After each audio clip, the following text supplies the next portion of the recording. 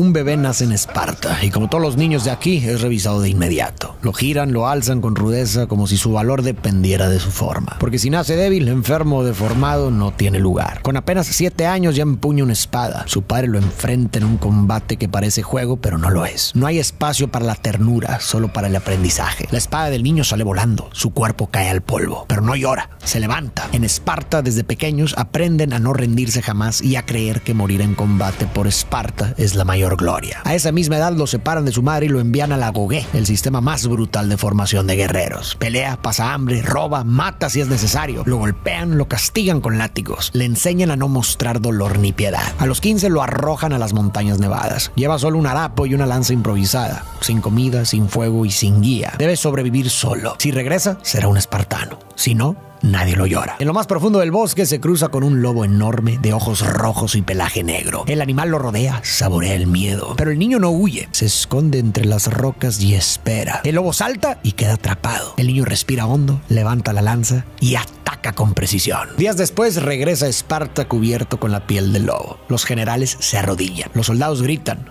no vuelve un niño, vuelve un rey. 30 años después, bajo la luz de la luna, un soldado llamado Dilius relata esa historia junto al fuego. Habla de Leónidas, el rey, del niño forjado en nieve, dolor y acero. Pero ahora el enemigo no es un lobo, es un imperio. Los estandartes de Jerjes, el rey persa, ondean al viento. Tropas infinitas marchan sobre Grecia. No son hombres libres, son esclavos y quieren tragarse el mundo. Antes de seguir con el relato, para quienes no lo sepan, esta historia trata de un suceso que ha pasado a la historia como una de las luchas más impactantes y simbólicas de todos los tiempos. La batalla de las Termópilas. Pero no todo lo que se ha contado, películas o cómics, es fiel a lo que realmente ocurrió. Así que me voy a tomar un momento para señalar qué cosas sí pasaron y cuáles fueron inventadas o exageradas. También voy a darte algo de contexto histórico para que puedas entender mejor tanto la película como el momento en que está ambientada. Primero lo primero. En esa época, estamos hablando del siglo V a.C., Grecia no era un país unificado como la conocemos hoy. Estaba dividida en ciudades-estado que eran comunidades independientes con sus propias leyes, gobiernos, ejércitos y costumbres. Algunas de las más importantes fueron Atenas, Esparta, Tebas, Corinto, Siracusa, Egina, Rodas y Argos. Y entre ellas no siempre se llevaban bien. De hecho, muchas veces estaban en guerra. Ahora, sobre lo que hemos visto hasta ahora. En la escena inicial se mostró cómo los espartanos supuestamente arrojaban a los bebés deformes desde un acantilado. Es una imagen fuerte, pero la verdad es que esa idea proviene de una sola fuente antigua y además bastante tardía, Plutarco, un escritor griego que vivió más de 500 años después de los hechos que narra. En sus textos sobre Esparta, Plutarco cuenta que los recién nacidos eran inspeccionados por los ancianos y que si eran considerados fuertes se les asignaban tierras y se los criaba como ciudadanos. En cambio, si eran débiles o deformes, eran llevados a una zona escarpada del monte Taygeto y abandonados bajo la creencia de que eso era lo mejor tanto para el niño como para el Estado. ¿Eso realmente pasó? ¿Es posible que ocurriera alguna vez o que refleje una práctica marginal o excepcional? Pero lo más probable es que se trate de una exageración o incluso de un mito que ayudaba a construir cierta imagen temible de Esparta. Lo cierto es que no hay evidencia sólida que demuestre que esa fuera una práctica común durante el periodo en que transcurre esta historia. Sobre la reputación militar de Esparta, en la película se nos presenta la idea de que los espartanos eran guerreros casi sobrenaturales, criados desde niños para la guerra, entrenados con armas reales y con una disciplina inquebrantable. Pero la verdad es un poco menos épica. Durante el periodo arcaico, más o menos del 800 al 500 a.C.,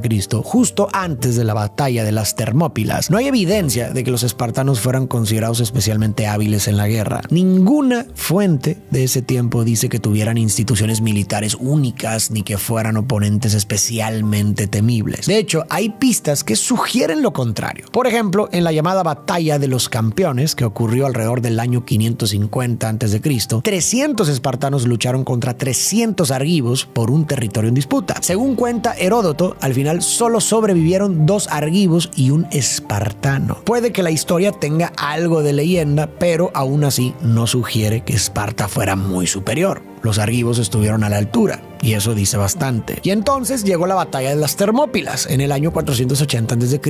y todo cambió, o al menos así parece, aunque, como veremos más adelante, parece que fue más por efecto del relato que por lo que realmente ocurrió. En Esparta llegan mensajeros persas a hablar con Leónidas. Él está en el jardín con su hijo, enseñándole que el miedo es normal, pero que enfrentarlo da fuerza. También le dice que el verdadero poder del espartano está en el compañero que lo acompaña y que debe respetarlo siempre. Leónidas sale a recibir al mensajero. Este exige tierra y agua como símbolo de rendición. Cuando la reina interviene para dejar claro que no cederá nada, el mensajero se burla de que una mujer hable entre hombres. Gorgo, la reina, le responde que solo las mujeres espartanas dan vida a hombres de verdad. Sí es cierto que Esparta era conocida por tener a las mejores mujeres. Las mujeres espartanas eran vistas como figuras de gran influencia en la sociedad y en la política, mucho más que en otros estados griegos. A diferencia de las mujeres atenienses, por ejemplo, que eran consideradas inferiores a los hombres y relegadas al ámbito doméstico, las espartanas podían recibir educación, poseer tierras, iniciar un divorcio y moverse libremente. Dentro de ciertos límites, claro. De hecho, Gorgo es una de las pocas mujeres mencionadas por Heródoto en su relato. Destacada por su inteligencia, su astucia y la autoridad que ejercía sobre quienes la rodeaban. Tanto su padre como su esposo tomaban en cuenta sus opiniones. La frase que escuchamos sobre que las mujeres espartanas dan vida a hombres de verdad está basada en una anécdota que Plutarco recoge en su obra Dichos de las mujeres espartanas. Cuenta Plutarco que en una ocasión, mientras Gorgo visitaba Atenas, una mujer le preguntó por qué parecía que solo las mujeres espartanas lograban dominar a sus hombres. Y Gorgo supuestamente respondió, porque solo las mujeres espartanas dan a luz a hombres. Pero como mencionamos antes, Plutarco vivió unos 500 años después de estos hechos, así que no podemos saber con certeza si Gorgo realmente dijo esas palabras. Lo que sí es cierto es que la frase encajaba tan bien con la imagen que los griegos tenían de las mujeres espartanas, que, real o no, terminó convirtiéndose en parte del legado que dejaron. Leónidas invita al mensajero a caminar. Al llegar al borde de un pozo, Leónidas se detiene. Mira a los niños del pueblo y luego al mensajero. Vienes a amenazar con muerte y esclavitud, insultas a mi reina y de pronto lo lanza al abismo gritando: esto es Esparta. Antes de continuar con el video, quiero tomarme un momento para agradecer al patrocinador del video de hoy, y ese es CyberGhost VPN, un servicio que personalmente he utilizado más de una vez y que realmente recomiendo. Para que te des una idea, a la fecha en la que se sube este video, CyberGhost tiene más de 38 millones de usuarios en todo el mundo y más de 20,000 reseñas positivas en Trustpilot, lo que lo posiciona como uno de los mejores servicios de VPN disponibles hoy en día. En internet sucede que cada vez que navegas por cualquier página hay muchos ojos atentos a lo que haces. Y no, el modo incógnito no te protege del todo. Pero CyberGhost soluciona esto. Solo tienes que elegir una de sus más de 100 ubicaciones disponibles y tu conexión será cifrada y redirigida a través de sus servidores seguros. Así nadie podrá ver tu actividad en línea. Pero hay otro uso que sinceramente es de mis favoritos: acceder a catálogos más amplios de series y películas al cambiar tu ubicación virtual. No sé si sabías, pero los servicios de streaming no ofrecen el mismo contenido en todos los países. Y ahí es donde entra CyberGhost. Con este VPN puedes simular que estás en Estados Unidos o cualquier otro país y desbloquear mucho más contenido en plataformas como Netflix, Prime Video, Disney Plus y prácticamente la que te imagines. Funciona en Windows, macOS, Android, iOS y permite proteger hasta 7 dispositivos al mismo tiempo. Ideal para compartirlo con familia o amigos. Y lo mejor es que con el enlace que te dejé en la primera línea de la descripción accedes a su mejor oferta hasta ahora. Desde ese link te queda en tan solo $2.03 al mes con 4 meses gratis, lo que equivale a un 84% de descuento. Además, si no estás satisfecho, tienes 45 días para solicitar el reembolso sin preguntas ni complicaciones. Échale un vistazo al enlace y aprovecha esta oportunidad. Y ahora sí, volvamos al video. Ahora, ¿por qué los persas querían invadir Grecia? Bueno, todo empezó por venganza. Antes de Jerjes, el gobernante del imperio persa era su padre, Darío I. Durante su reinado, el imperio se expandió de manera impresionante, desde Egipto hasta el oeste de la India. Pero hubo una espina que nunca logró sacarse: Grecia. En el año 490 a.C., Darío intentó conquistarla, pero fue derrotado por los atenienses en la famosa batalla de Maratón. Para los persas, y especialmente para la familia real, fue una humillación. Jerjes, su hijo, creció con ese resentimiento. Así que unos 10 años después del fracaso de su padre, en el año 480 a.C., Jerjes decidió terminar lo que Darío no pudo. Reunió un ejército enorme, las cifras varían, pero se estima que iba de 100,000 hasta más de 300,000 soldados y emprendió su campaña hacia Grecia. Ahora, respecto a lo que ya hemos visto, es cierto que los persas enviaron emisarios a varias ciudades-estado griegas para pedirles su rendición en nombre del gran rey. Algunas aceptaron, otras, como Esparta y Atenas, se negaron rotundamente. Pero no solo rechazaron la propuesta, sino que también ejecutaron a los emisarios persas. Esto sí parece haber sucedido, aunque a diferencia de lo que muestra la película, Leónidas no participó directamente en ese acto. Además, hay otro detalle importante. En la cultura griega antigua, eliminar a un emisario se consideraba un acto gravísimo. Los mensajeros estaban protegidos por los dioses y romper ese código era visto como algo condenable, un crimen que muchos creían que traería terribles consecuencias. Esa noche, Leónidas sube a los acantilados para ver a los éforos, antiguos sacerdotes deformes que aún custodian la ley. Ningún rey puede ir a la guerra sin su bendición. Leónidas ofrece oro y propone un plan: reconstruir el muro focense y guiar a los persas hacia el angosto paso de las Termópilas, donde el número no importa. El ejército persa es enorme, pero ahí no podrán usarlo. Los éforos se niegan. Es tiempo de fiestas religiosas y la ley prohíbe la guerra. Dicen que consultarán al oráculo. Leónidas pide que confíen en la razón. Ya has blasfemado bastante, responde uno de ellos. El oráculo hablará. Y lo hace. Esparta caerá. Grecia caerá. No confíes en los hombres, honra a los dioses, respeta las fiestas. Hablando de los éforos, vale la pena aclarar algo importante. No eran sacerdotes. En realidad eran un consejo de 5 hombres elegidos cada año por un periodo de 1 año. Funcionaban como un poder ejecutivo dentro del sistema político espartano y sobre todo como un contrapeso clave al poder de los reyes. Los reyes de Esparta, en cambio, sí tenían funciones religiosas, especialmente como sacerdotes de Zeus, pero eso no se aplicaba a los éforos. Cuando necesitaban guía espiritual o respuestas a decisiones políticas importantes, los espartanos acudían con frecuencia al oráculo de Delfos, que era la autoridad reconocida en ese sentido para toda Grecia. En la película se muestra a los éforos como una especie de clase corrupta que usa el pretexto de una festividad religiosa, la Carneia, para impedir que Leónidas lleve a su ejército a la guerra. La Carneia sí era un festival sagrado en Esparta, durante el cual estaba prohibido ir a la guerra. Era una norma religiosa seria. Sin embargo, según cuenta Heródoto, el ejército espartano ya había partido hacia las Termópilas mucho antes de que el festival comenzara. Así que ese supuesto dilema entre religión y guerra no fue realmente un obstáculo. Mientras tanto, Terón, consejero del consejo espartano, se vende en secreto a los persas. Leónidas regresa a casa. Gorgo lo ve preocupado.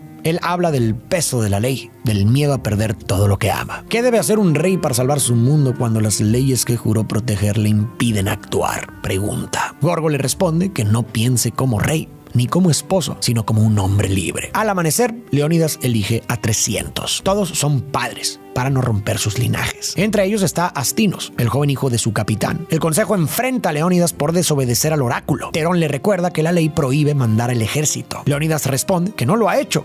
Estos hombres son su escolta, no su ejército. Esparta sigue en paz y así burla la ley. Gorgo le pone en el cuello el colmillo de lobo que una vez se eliminó de niño y le dice: vuelve con tu escudo o sobre él. Leónidas se va sin decir nada. No hay espacio para la ternura. No en Esparta. La decisión de enviar tropas a las Termópilas fue un acuerdo colectivo entre las ciudades-estado griegas que habían decidido resistir la invasión persa. Todos aceptaron mandar fuerzas a ese punto estratégico. Por eso la idea de que Leónidas actuó por su cuenta o que se escapó con sus 300 hombres es simplemente falsa. Sobre la cifra de espartanos enviados, algunas fuentes mencionan solo a los 300, pero otras, incluso más confiables, hablan de cerca de 1000. Varios historiadores han intentado conciliar esas cifras explicando que de esos 1000, 300 eran espartiatas, es decir, ciudadanos de pleno derecho, y los otros 700 eran periecos, hombres libres pero sin derechos políticos, que vivían en las regiones vecinas a Esparta. La cuestión es que, en comparación con otras polis, Esparta envió relativamente pocos soldados. La fuerza terrestre comandada por Leónidas estaba compuesta por unos 7000 hombres en total al inicio de la batalla. Y con el tiempo surgieron 2 explicaciones principales para justificar por qué mandaron a tan pocos espartanos. Una fue que se encontraban en plena celebración de la Carneia, pero como ya vimos, esa excusa no se sostiene históricamente. La otra versión, y la que más les gustaba contar a los espartanos, dice que el oráculo de Delfos les advirtió que para salvar a Esparta debían perder a uno de sus reyes, o de lo contrario, todos morirían. Así que enviaron a Leónidas, y como se trataba de una misión suicida, supuestamente él eligió llevar solo a unos pocos. Suena bien, ¿verdad? Casi demasiado bien. Lo cierto es que no sabemos si las cosas ocurrieron de esa forma, o si es parte del relato que se fue construyendo después, como una manera de justificar por qué su contribución fue tan pequeña. Sin lágrimas, sin dudas, los 300 marchan hacia el norte, por su tierra, por sus familias, por su libertad. En el camino se encuentran con otros guerreros liderados por Daxos, un arcadio. Son muchos y esperaban que Esparta trajera más. Leónidas pregunta por sus oficios, alfareros, herreros y escultores. Luego señala a los suyos. Espartanos, ¿cuál es su profesión? El grito retumba como un trueno. ¡Aú! ¡Aú! ¡Aú! Leónidas sonríe. Ha traído más soldados que Daxos. Avanzan, cruzan aldeas destruidas. En una, un joven muere en los brazos de Leónidas, diciendo que los persas llegaron como bestias. Daxos entiende lo que eso significa. Vienen los inmortales. Pero Leónidas no se achica. Pondrá a prueba su nombre. Pronto notan una figura que los sigue desde Esparta. Viste como espartano. Lo observan, pero siguen su marcha hacia el angosto paso. Al llegar a las Termópilas, ven el mar lleno de barcos enemigos. Pero de pronto, una tormenta cae sobre ellos como castigo divino. El viento y las olas los destruyen. Desde lo alto del acantilado, los espartanos miran en silencio. Algunos celebran, solo uno permanece inmóvil, su rey. Los espartanos eligieron luchar las Termópilas efectivamente porque sabían que ahí los persas no podían aprovechar su caballería. El paso era angosto, en algunos tramos tenía entre 20 y 100 metros de ancho, con un acantilado que caía directo al mar por un lado y por el otro montañas empinadas que no se podían cruzar. Esa estrechez anulaba por completo la enorme superioridad numérica de Jerjes. Por otro lado, la tormenta en la que los persas perdieron cientos de barcos sí ocurrió y los griegos la interpretaron como una señal de que los dioses estaban de su lado. Fue un golpe de suerte inesperado que para ellos confirmó que su causa era justa. Mientras tanto, en Esparta, Gorgo quiere hablar ante el consejo y convencerlos de enviar refuerzos. Pide ayuda a un leal para lograr la reunión. Él le promete que hará lo posible. En las Termópilas, un pequeño grupo de espartanos sube con sigilo hasta lo alto de un risco para espiar el campamento persa. Lo que ven los deja sin aliento. Una ciudad de tiendas, caminos repletos de soldados, bestias nunca vistas por ojos griegos, fuego, barcos y esclavos. Un imperio entero desplegado en la tierra. Daxos se queda paralizado por el miedo. No puede haber victoria, susurra. Stelios, a su lado, sonríe. He peleado muchas veces, pero nunca contra alguien que me ofrezca lo que llamamos una muerte hermosa. Espero que haya uno allá abajo que esté a la altura. Más tarde, él y los demás espartanos terminan de construir su muro. Entre piedra y piedra incrustan los cuerpos de los exploradores persas. Brazos, piernas y rostros cuelgan como trofeos. En el relato histórico, cuando los espartanos llegaron al paso de las Termópilas, efectivamente construyeron una muralla defensiva. No era una gran fortaleza, sino una estructura sencilla, reforzada con piedras y madera que les permitió controlar mejor el paso estrecho y resistir los ataques persas durante los primeros días de combate. Un general persa aparece exigiendo hablar con el comandante. Solo recibe silencio. Al ver los cuerpos, jura venganza y lanza su látigo, pero antes de que logre nada, Stelios salta y le corta el brazo. Corre y dile a tu rey que aquí lo esperan hombres libres, no esclavos, dice. El general se retira furioso. Promete que al mediodía estarán todos muertos. Nuestros arqueros cubrirán el cielo de flechas. Entonces pelearemos en la sombra, responde Stelios sin inmutarse. Se dice que esta línea fue real, aunque en la película está un poco más dramatizada. En la versión original, según las fuentes antiguas, habría sido algo más como: entonces somos afortunados porque lucharemos a la sombra y no bajo el sol. Mientras tanto, la figura que los venía siguiendo por fin se acerca a Leónidas. Es Efialtes, un hombre deforme, con la espalda jorobada y el cuerpo arrastrándose con dificultad. El capitán lo recibe con desprecio, pero Leónidas le permite hablar. Efialtes explica que nació en Esparta, pero sus padres huyeron para salvarlo, pues lo habrían eliminado por su deformidad. Lleva el escudo de su padre y suplica un lugar en el combate para redimir su apellido. Muestra habilidad con la lanza, pero cuando Leónidas le pide levantar el escudo, no puede. Su cuerpo no le permite mantener la formación. Y una grieta en la falange es una muerte segura. Leónidas le dice que puede ayudar de otras formas, cuidando heridos o trayendo agua, pero no puede pelear. Efialtes se va destrozado, murmurando que sus padres estaban equivocados y también lo está Leónidas. El muro está listo, las posiciones tomadas. Solo faltan los invasores. Y llegan. Una marea interminable de soldados persas baja por el valle. Jinetes de turbantes azules, lanzas doradas, bestias de tierras lejanas. Leónidas los espera con el escudo en alto. Aquí los detendremos, aquí lucharemos, aquí morirán, grita. Las filas espartanas se cierran, escudos contra escudos, lanzas al frente. Cuando el enemigo está cerca, Leónidas da una última orden. Recuerden este día porque será suyo por toda la eternidad. Un jinete persa se adelanta y les exige que se rindan y entreguen las armas. Leónidas responde con una lanza y luego pronuncia la frase que el historiador Plutarco le atribuye: vengan por ellas. Entonces el ejército enemigo se lanza contra ellos. El choque es brutal, carne contra bronce, hueso contra acero, pero los espartanos resisten. El capitán, Dilios, Estelios, todos luchan como uno solo. El suelo se tiñe de sangre y los persas de la primera oleada son arrojados al mar desde los acantilados. Pero pronto, a lo lejos, el cielo se oscurece. Una nube de flechas cubre el sol. Los espartanos se arrodillan y levantan sus escudos al unísono. El impacto es ensordecedor, pero nadie cae. Solo ríen. Cuando baja el polvo, llega otra oleada. Bestias salvajes, jinetes con mazos, soldados con hachas enormes, pero el muro resiste. Los espartanos empujan, cortan y aplastan. Uno a uno, los enemigos caen. Buen comienzo, dice el capitán. Y todos gritan al unísono: ¡Aú! En la película, los 300 espartanos aparecen como guerreros musculosos y casi desnudos, sin armadura en el torso, usando únicamente cascos, capas rojas, grebas y algo parecido a ropa interior. Pero esa imagen está lejos de ser históricamente precisa. En la realidad, los espartanos confiaban bastante en su armamento, aunque el equipo variaba según el nivel económico de cada soldado. Lo más común era llevar un casco corintio con su característico penacho y una coraza hecha a medida que protegía bien contra estocadas y cortes. Mientras tanto, en Esparta, la reina Gorgo se reúne con su aliado, quien le informa que podrá hablar ante el consejo en 2 días. Le advierte que Terón quiere lo que ella representa. Le sugiere que lo convierta en aliado si quiere lograr su objetivo. En las Termópilas, un pequeño grupo persa se acerca. Leónidas camina solo hacia ellos y sonríe al ver lo que tiene enfrente: una plataforma dorada cargada por 100 esclavos. Encima, rodeado de lujos y adornos, se encuentra el rey dios Jerjes. Sin cabello, cubierto en oro y con una voz suave como el aceite, Jerjes se presenta como un dios y ofrece a Leónidas todo: poder, gloria y control de Grecia si se inclina ante él. Tu oferta es generosa,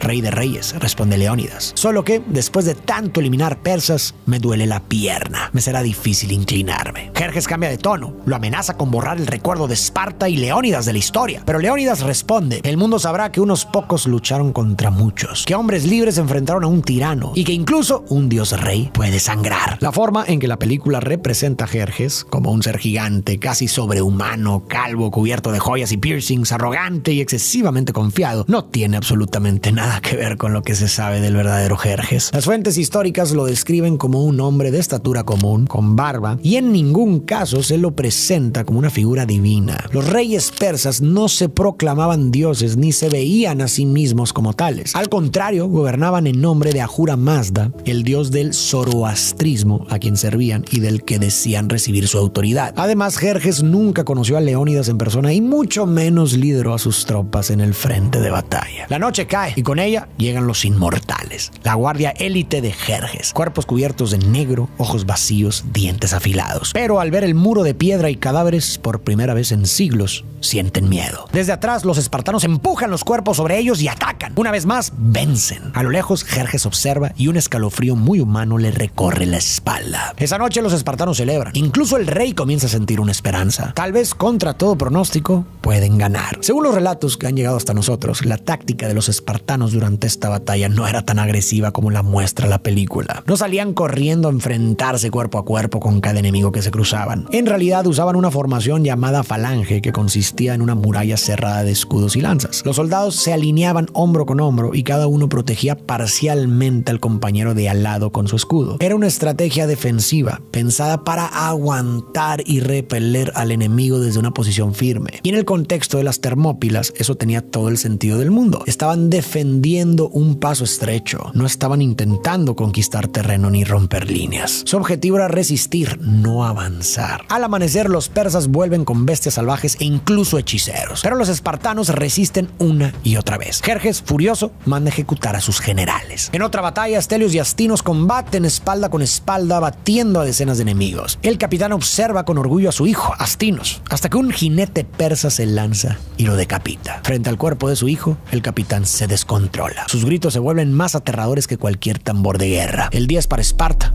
pero nadie celebra. Acabamos de ver una secuencia en la que Jerjes lanzó varias olas de soldados contra los espartanos, incluida su guardia de élite, ataque, los inmortales, y ninguno logró vencerlos. Y esto tiene algo de base histórica. Pero antes de entrar en ello, hablemos un momento de los inmortales. Se dice que los inmortales fueron una de las unidades militares más temidas y admiradas del mundo antiguo. Según Heródoto, este cuerpo de élite estaba compuesto por exactamente 10.000 hombres. Lo que les dio su nombre no fue su invulnerabilidad, sino el hecho de que siempre mantenían ese número. Cada vez que uno moría, enfermaba o se retiraba, otro ocupaba su lugar de inmediato. Además, tenían la costumbre de retirar rápidamente a sus muertos del campo de batalla, lo que alimentaba la idea de que eran invencibles. Al no ver cadáveres, sus enemigos podían llegar a pensar que esos soldados no morían, que eran, en efecto, inmortales. Claro que su imagen en la película dista bastante de la realidad. Gracias a relieves antiguos, especialmente de la época aqueménida, hoy podemos hacernos una idea más precisa de cómo se veían. Portaban escudos, usaban túnicas protegidas con armaduras ligeras y llevaban armas como lanzas, espadas, hachas, arcos y flechas. Nada que ver con la apariencia casi monstruosa que Hollywood les dio. El ejército persa, por cierto, era un mosaico de pueblos. Estaba compuesto por tropas provenientes de prácticamente todo el Mediterráneo oriental, del norte de África,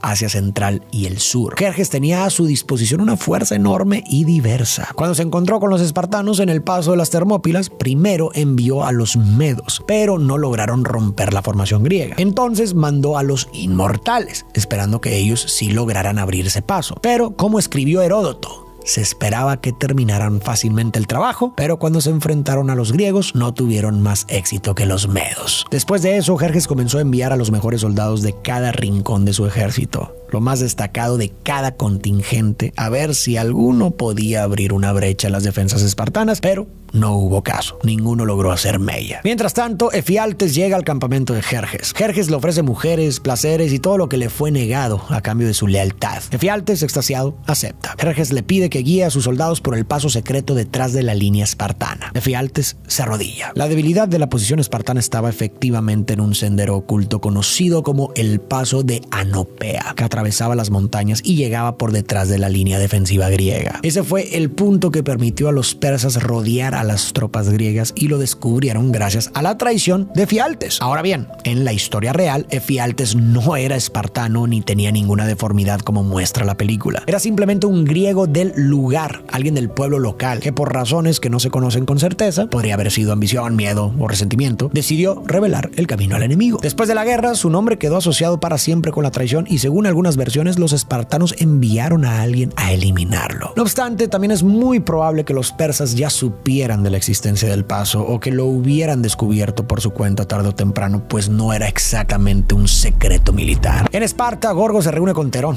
Ella va directa al grano, no vino a perder el tiempo. Terón sabe que ha conseguido una audiencia con el consejo. Gorgo le pide su apoyo para enviar refuerzos a Leónidas. Terón le pregunta a Gorgo qué le ofrece a cambio de su apoyo. Ella le responde con otra pregunta: ¿qué quiere de su reina? Él insinúa que quiere placer. Y ella, por amor a Leónidas y a Esparta, termina cediendo. En el campamento espartano, Daxos llega alarmado. Le dice a Leónidas que todo está perdido. El traidor jorobado ha guiado a los inmortales de Jerjes por el sendero oculto. Al amanecer, estarán rodeados. Leónidas reúne a sus hombres. Espartanos, prepárense para la gloria, grita. Daxos no lo entiende. Ya no hay gloria, solo retirada, rendición o muerte. Pero Leónidas responde firme. Los espartanos nunca se rinden ni se retiran. Y le ordena a Daxos que se vaya, que le diga a todos los griegos lo que han hecho aquí. ¿Por qué los espartanos decidirían quedarse a morir en las Termópilas en lugar de, por ejemplo, retirarse para pelear en otra batalla más adelante? Bueno, una posible explicación está en el ideal del mundo griego. La idea de que morir en combate, defendiendo tu tierra o cumpliendo con tu deber, era una muerte noble, casi gloriosa. Una forma de alcanzar cierta inmortalidad. Porque si somos sinceros, no parece que haya sido una decisión muy práctica ni estratégica. Daxos se retira con sus hombres. Leónidas se queda con sus 300. Les recuerda que luchar hasta el final es su ley. Han iniciado una nueva era, una en la que todos recordarán que 300 espartanos dieron su vida por la libertad. A solas, Leónidas le pide a Dilios que regrese a Esparta. Le encarga llevar sus últimas órdenes al consejo y contar su historia. También le entrega el colmillo de lobo para que lo devuelva a la reina. Ok, acabamos de ver cómo Leónidas envió a Dilios de regreso a Esparta para que contara lo ocurrido en las Termópilas, y más adelante, como se nos adelantó al inicio, lo vamos a ver liderando a un ejército griego unido. Pero, para empezar, Dilios no existió en la realidad. Y además, ese desenlace no podría haber pasado así. Porque si un espartano sobrevivía mientras sus compañeros morían en combate, al volver a casa, no sería recibido como héroe, sino como un deshonrado. Según algunas fuentes, tendría que afeitarse solo la mitad de la barba, vestir con harapos, y nadie le podría dirigir la palabra. Y es más, si alguien lo encontrara en la calle, podría incluso golpearlo sin consecuencia alguna. Nadie querría escuchar su historia. Su palabra no valdría nada. Heródoto cuenta el caso de dos soldados espartanos que estaban enfermos durante la batalla de las Termópilas, Aristodemo y Eurito. Ambos recibieron la orden de volver a Esparta antes del combate final. Eurito desobedeció, pidió que lo llevaran de vuelta al campo de batalla y murió peleando. Aristodemo, en cambio, sí regresó a casa y lo lamentó desde el primer momento. Apenas pisó Esparta y fue rechazado por todos. Lo trataron como un cobarde. Pero un año después, en la batalla de Platea, se dice que luchó con una furia desmedida, intentando recuperar su honor. Dicen que lo consiguió, aunque también murió en combate. En Esparta, Gorgo habla ante el consejo. Su discurso conmueve a muchos, pero Terón se levanta para atacarla. La acusa de adulterio y afirma que ella se le entregó. Ordena que la saquen de la sala, pero Gorgo se adelanta, toma la espada de un guardia y apuñala a Terón. Al caer, se le caen monedas persas. Su traición queda al descubierto. El consejo, avergonzado, reacciona por fin. Esparta se prepara para la guerra. En las Termópilas, los persas rodean a los espartanos gracias a la traición de Fialtes. Desde su trono dorado, Jerjes observa mientras su general intenta negociar una última vez. Le ofrece tierras, poder y gloria a Leónidas si se arrodilla. Efialtes también le ruega que se rinda. Leónidas lo observa en silencio. El rey espartano mira a sus hombres, heridos, agotados y decididos. Sin decir nada, deja caer su casco. Luego, su escudo. Los persas creen que se rinde. Leónidas mira a Efialtes. Ojalá vivas para siempre. Entonces deja caer su lanza. Se arrodilla, pero no se rinde. ¡Stelios!, grita. Y Stelios salta desde la formación, se impulsa sobre su rey y lanza su lanza. El general persa cae. Leónidas se levanta con lo último que le queda, lanza su arma con fuerza y la lanza corta el rostro de Jerjes. Un hilo de sangre corre por su mejilla. Un dios ha sangrado y un mito se ha roto. Pero el precio es alto. Miles de flechas llueven sobre ellos. Uno a uno los espartanos caen. Leónidas resiste lo que puede y en su último aliento cierra los ojos y susurra: mi reina, mi amor. Según la historia, cuando los espartanos supieron que estaban rodeados y que la muerte era inevitable, abandonaron el paso angosto y salieron a terreno abierto para enfrentar a los persas de frente. Eligieron combatir allí para tener mayor movilidad y llevarse consigo al mayor número posible de enemigos. Se dice que Leónidas cayó en esa última ofensiva y que sus hombres, en lugar de retirarse, recogieron su cuerpo y lo llevaron a una pequeña colina donde resistieron hasta el final, abatidos por una lluvia de flechas. Hoy en día existen dos monumentos conmemorativos en las Termópilas. El primero, más moderno, es el monumento a Leónidas. En él se puede leer la célebre respuesta que Plutarco atribuye al rey espartano cuando los persas le exigieron que entregara las armas. Vengan por ellas. El segundo monumento, mucho más antiguo y sobrio, es una simple piedra sin adornos con unas palabras grabadas del poeta Simónides. Sus versos forman uno de los epitafios guerreros más conocidos de la historia. Ve a decirles a los espartanos, extranjero que pasas por aquí, que obedientes a sus leyes, aquí yacemos. Gorgo recibe a Dilios. Él le entrega el colmillo de Leónidas. Ella se lo pone al cuello de su hijo. El dolor es silencioso y profundo. Días después, Dilios se presenta ante el consejo. Relata lo vivido con fuerza y pasión. Habla de un rey que no quería estatuas, solo ser recordado. De hombres que murieron por algo más grande que ellos. Y un año después, en una colina de Platea, 10,000 espartanos y 30,000 griegos libres se alistan para pelear. Al frente va Dilios, ahora convertido en líder. Hoy, dice, rescatarán al mundo de la tiranía y el misticismo. Y lo harán en honor a los 300. Hoy marchan hacia la victoria. La batalla de Platea fue el gran enfrentamiento que tuvo lugar un año después de las Termópilas y en el que los persas fueron finalmente derrotados. Ahora bien, ¿qué fue lo que realmente convirtió a los espartanos en leyendas? Antes de la batalla de las Termópilas, como ya vimos, Esparta no tenía una reputación consolidada como la ciudad de los guerreros implacables. Pero después de ese evento, su imagen cambió por completo.